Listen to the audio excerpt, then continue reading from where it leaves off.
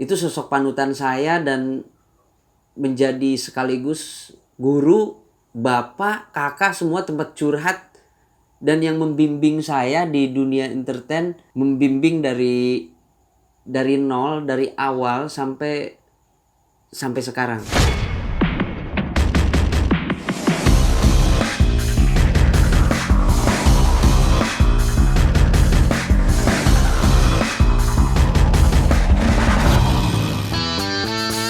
Assalamualaikum warahmatullahi wabarakatuh, Kang Cuy.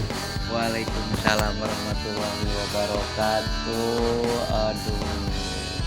Sekarang teh posisinya lagi di mana? Posisinya lagi di mana ini teh? Posisi di Indonesia, nu pasti namanya. Masih di Indonesia. Enggak. Itu aya rencana ke Tibet gitu kan.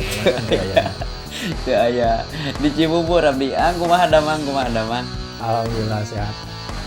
Itu terdampak corona COVID-19. Saya tak. Jadi semua pelaku seni budaya riweuh intinya dengan adanya Sadayana ayeuna mah teu diwincik teu dihiji-hiji kumaha maka sadayana kabeh ayeuna mah rata. Jadi bukan berarti di rumah saja teh hanya seukur cicing tidak berkaryanya. Iya betul. Ngomong-ngomong tentang berkarya, dari sejak kapan itu Kang Cuy itu berkarya teh ya di dunia acting sampai di dunia terbalik teh? Sebelumnya saya perkenalkan dulu, nama saya asli Asep Kusnadi. Aduh, nu asli heula nya ieu. Ngabubur bodas, bubur beureum. Nah, eta bubur berwarna pokona mah. Eta teh asli pemasihan ti Ibu Rama Abdi, asli Cianjur, petani, lulusan sekolah SD Wanasari. Tanya ulah nanya ke SMP di mana, SMA di mana, kuliah di mana, lulusan sanggar mana, di seni mana, tekengengnya da abdi mah lulusan SD Hungkul gitu. Jadi berkarya di tahun 2008 mun teu lepat mah mimiti ancrub kena kancah persenian. Tahun 2008 eta teh ngawitan abdi janten figuran ka Jakarta. Kengeng genep sasih teu balik-balik micun sorangan di Jakarta, tidur dimanapun, dimana ngantuknya di situ tidur, dan makan sedapatnya, sehari 2 hari gak makan itu sudah tidak aneh lagi buat saya. Dan sampai 6 bulan saya nyerah dan akhirnya balik ke kampung dan ngangon kambing lagi begitu. Angger basic back to basic. Basic, macul, kahuma, ngarit, eta mah geus salah satu basic yang udah melekat di jiwa dan hati nurani sehingga menyebabkan sedarah daging begitu. Nah, dengan adanya ini kan Kang Cuy itu di dunia terbalik sudah berapa episode nih? Alhamdulillah kalau dunia terbalik itu sekarang udah mau 2000 episode, tapi sayanya sih kan enggak selalu setiap episode ada dan akhirnya saya hitung-hitung ya mungkin saya 1000 episodean lah adanya di dunia terbalik itu. Wow. Dan alhamdulillah lah berkat orang-orang hebat lah bisa seperti sekarang ini. Tapi kan 1000 episode ya sudah luar biasa tuh. Ya alhamdulillah lah bisa nikah. Batinya itu mah. Bati. Jadi saya teh ancur masuk lagi ke dunia entertain teh di tahun berapa ya, pokoknya mah udah sekitaran yang fokusnya itu sekarang 7 tahunan. 7 tahun. 7 tahun. Oke. Itu fokusnya dari kan waktu itu 6 bulan nih. 6 bulan balik lagi ke kampung. Di kampung mungkin beberapa tahun balik lagi ke Jakarta untuk mengadu nasib dan sampai sekarang gitu. Nah, ini kan selama perjalanan 7 tahun ya di dunia entertainment,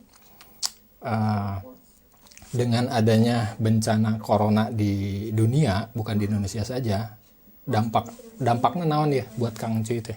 Ya dampaknya kalau buat saya ya banyak ya, syuting juga di stop, nggak bisa kemana-mana.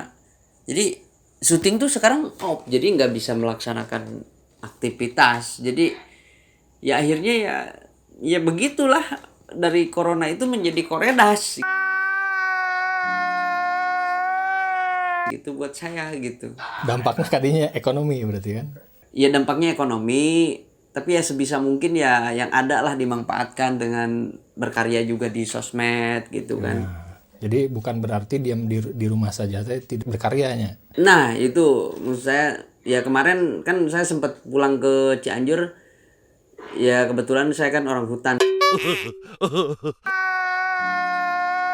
gitu, jadi aman lah, nggak ada ODP, nggak ada apa, yang penting saya pulang ke sana sehat, jag-jag waringkas, tidak ada virus-virus. Saya berkarya juga di sana, saya ngonten di sana, dan akhirnya kontrakan saya kan sepi gitu, mana saya punya ikan di akuarium juga gak ada yang ngurus. Jadi ini saya balik lagi ke sini dan saya sekarang bener-bener diem di kontrakan gitu. Tapi itu kan salah satu usaha untuk berkarya di rumah saja teh, dengan salah satunya Kang Cuy kan dengan bikin konten gitu kan. Nah terus nah ini di Bandung, di Cimahi khususnya ada sekumpulan orang yang punya mimpi, Kang Asep, tergabung dalam Kampung Banyol. Saya sering nonton. Nah ini mereka itu punya mimpi dan harapan pengen seperti Kang Cuy ini. Oh itu bagus, itu bagus. Jadi apalagi jiwa seninya ya udah melekat, dan terus emang udah seniman-senimannya itu ya. Mungkin saya juga berpikir bahwa di luar sana itu, jangan di Cianjur dulu ya, di Cianjur, di daerah saya mungkin banyak orang-orang yang berbakat, yang punya mental bagus, yang punya jiwa seninya luar biasa, akan tetapi wadahnya dan untuk menyalurkannya itu mungkin belum tahu gitu. Jadi intinya kalau saya sih buat sama teman-teman yang hoyong berkarya gitu, yang mau berkarya di dunia seni. Jadi satulah intinya, jangan pernah bilang siapa sih saya, terus gak mungkin saya bisa. Nah itu kata-kata yang paling, menurut saya, maaf kasar, kata-kata yang paling tolol. Manusia ingin mendapatkan sesuatu, ingin mencapai sesuatu, menggapai sesuatu itu dengan apa ya? Saha tuh orang mah, orang mah mah mungkin lah, orang mah ngajul bentang ku asiwung lah, apa ngeuneup piit ngeuneup pasir lah, mencek bahasa Sunda teh menjogjog neureuy buah loa, bonteng ngalawan kadu lamun teu disopi ku tomat tanpa eta bontengnya. Jadi intina yakin dengan kata-kata, lamun cek bahasa kolot mah jang, lamun kayang mah tang teu pareng. Terus ada kun payakun, Allah anu punya kun, cek kalau jadi gitunya, asal orang niat jeung usahana gitu. Nah eta ya, intinya jangan underestimate ulah nepikeun ka apa ya namanya, cek bahasa Sunda nama minder nya. Tah eta jangan semit eta non tadi nu dieu tah. Underestimate. Tah eta. Jadi ulah minderan lah. Jadi ngandung arti saya pribadi lulusan SD, anak petani. Ya mungkin banyak orang yang nggak percaya gitu. Oh, Mang Cuy meureun kuliahna di kesenian gini-gini. Sumpah, saya mah sekolah cuman SD, saya mah cuman dalam hati punya keinginan. Terus satu ya, pondasinya itu doa orang tua. Betul, setuju. Dan tanamkan dalam hati kita kemanapun kita itu dengan kejujuran. Betul. Jangan pernah membohongi orang lain, jangan pernah membohongi diri sendiri. Jangan pernah apa ya, kalau kata bahasa ini nama, pokoknya nama inti nama hiji lah, restu orang tua lah, apalagi doa seorang ibu. Eta anu luar biasa. Saya jujur, setiap saya ikut casting, setiap saya mau ikut casting, ikut lomba, itu selalu saya sempetin minta doa sama orang tua, dan itu ijabah dari orang tua itu luar biasa. Pokoknya mah saya ingat kata-kata para kiai, kata-kata Pak Ustadz Abdul Somad tuh begini, kalau ingin rizkimu seperti para raja, maka rajakanlah orang tuamu, maka semuanya tercapai. Setuju, sangat setuju. Nah ini saya ngeliat salah satu bukti, saya lihat di medsos ya, terus di vlog Kang Cuy, di berita di beberapa televisi menayangkan bahwa Kang Ju teh sudah jadi artis tapi nya pisan kakolot. Saya salut pisan eta. Dan itu jadi pelajaran penting buat saya gitu, karena satu, saya orang tua tinggal satu, sekarang tinggal ibu doang gitu. Bapak almarhum kemarin patutur-tutur jeung almarhum Kang Uci.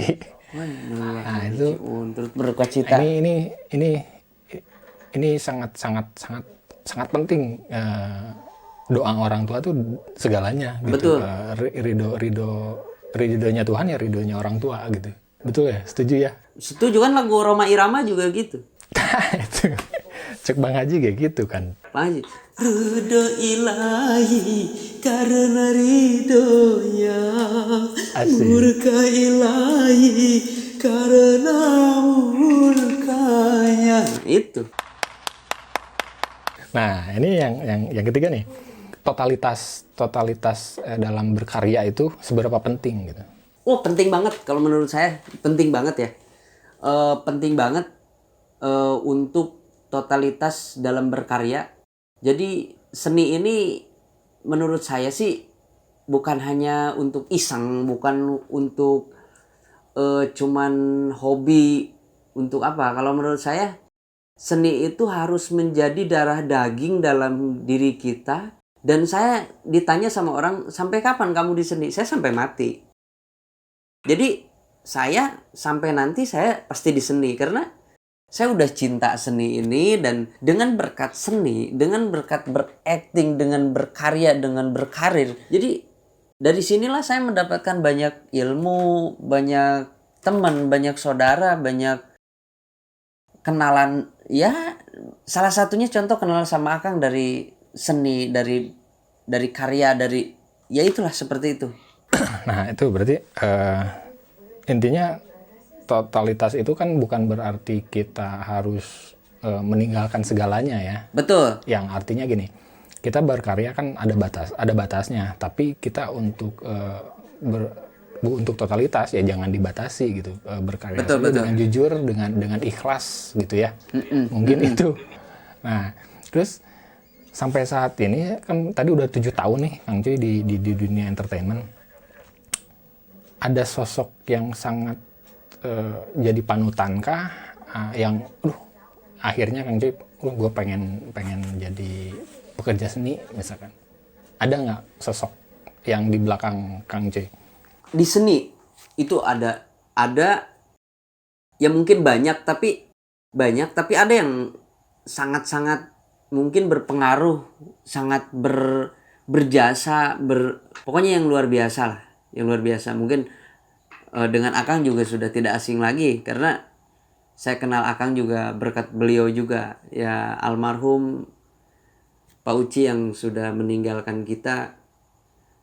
Itu sosok panutan saya dan menjadi sekaligus guru, bapak, kakak, semua tempat curhat, dan yang membimbing saya di dunia entertain, membimbing dari nol, dari awal sampai sekarang. Kang Uci almarhum ya. Kang Uci almarhum. Karena dan itu juga beliau juga gurunya Kang Sule gitu ya, kalau betul. Setahu saya Betul. Karena apa ya? Saya pas masuk lagi di entertain itu pertamanya awal tuh ngikut beliau. Jadi bener-bener pas ikut beliau tuh totalitas, dan orangnya sangat baik, orangnya sangat apa itu kalau kata gaul nama bimbel, apa sih namanya? Humble. Nah itu maksud saya tuh humble. Jadi pas pertama kenal tuh saya langsung mijitin beliau, saya minta nomornya, beliau ngasih. Dan akhirnya waktu itu kan saya di orang entertain juga kerja, nggak fokus gitu, cuman nemenin gitu kan. Tapi saya pengen fokus, dan akhirnya saya jujur sama beliau, saya pengen ikut, saya nggak minta gaji, saya nggak mau jadi anak buah, saya pengen jadi anak bapak, anak didik bapak, saya pengen ikut ke bapak, saya pengen nemenin bapak, gimana caranya bapak nerima saya, enggak. Dan beliau dengan lapang dada nyuruh saya datang ke Cibubur waktu itu lagi syuting, dan mulai dari situ saya ikut sama beliau dan saya belajar yang namanya seni, belajar yang namanya silaturahmi di seni, itu sangat luar biasa. Nah, pada saat itu alasannya apa nih Kang Cuy bisa langsung Kang Uci yang bisa membimbing gitu, kenapa nggak yang lain gitu, alasannya apa? Saya juga bingung ya. Cuman sebelum kenal beliau, jadi saya sering nonton Awas Ada Sule kan, dengan gayanya, dengan bawa papan caturnya. Wah, tidak loading tuh ini mah, cina gitu kan. Tapi kasebeleun pisan cenah. Itu selalu saya ingat. Dan waktu itu ketemu di lokasi syuting, saya lihat beliau tuh, oh ini RT Awas Ada Sule nih. Jadi saya samperin, dan sumpah ya, dia lagi tiduran di bangku bambu gitu. Saya tanya, Pak, Damang Pak, kenalan. Di mana? Cianjur. Pak, saya pijitin. Oh, ngunah euy. Oh, naon mijitin? Keun bae, Pak, keun bae. Ku saya dipijitin. Pijitin, ngobrol-ngobrol panjang lebar, dan akhirnya saya minta nomor HP-nya kan. Saya minta nomor HP-nya. Udah tuh ngasih. Saya kerja lagi sama bos saya waktu itu. Saya SMS, saya jujur pengen ikut.